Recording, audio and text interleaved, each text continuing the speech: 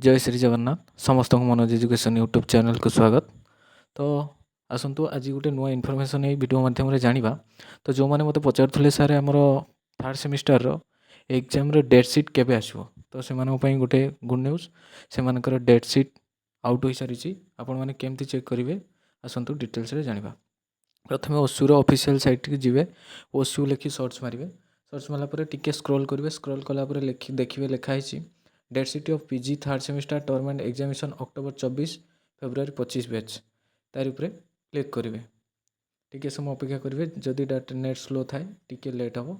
Click कलापर एमती गोटे आसो date sheet of PG third semester term end examination October 24 February 25 batch. तो date sheet of term end examination October 24 batch देखा चाहते कि 25 बैच देखा चाहते तार उपरे आपने क्लिक करेंगे। आउ ये तले गोटे नोट लिखाई देखिए एडमिट कार्ड आपंकर 14 अगस्त पर वेब पोर्टाल सर्च हो आसला मुझे जनईदेवी। देखो अक्टोबर 24 31/8 अच्छी आपंकर 306 पेपर एथिक्स एंड भैल्यूटा, 1/9 अच्छी 305 पेपर डाटा एनालिसिस, 2/9 अच्छी प्रोजेक्ट पेपर आप जो गवर्नमेंट पॉलिटिक्स प्रोजेक्ट मैनेजमेंट देखीदे आपर जो पेपरटा प्रोजेक्ट रे थिबो। 3 तारिख अच्छी 303 paper MA EC MA HI MA PS MA PBA।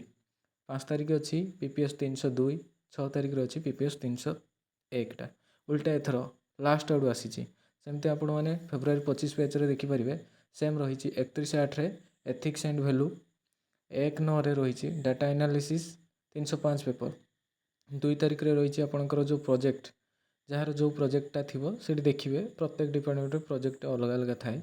3 तारिख अच्छी आपंकर 303 पेपर, 5 तारिख अच्छी 302 पेपर, 6 तारिख अच्छी 301 पेपर। तो आपण मैंने चाहिए देखिपारे चेक करेंगे।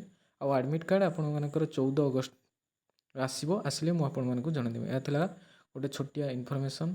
जदि वीडियोटी भल लगी था वीडियो को सांग मानक बहु मात्रा शेयर करेंगे, जहाँफल सांग मैंने सठिक तथ्य पाइपर।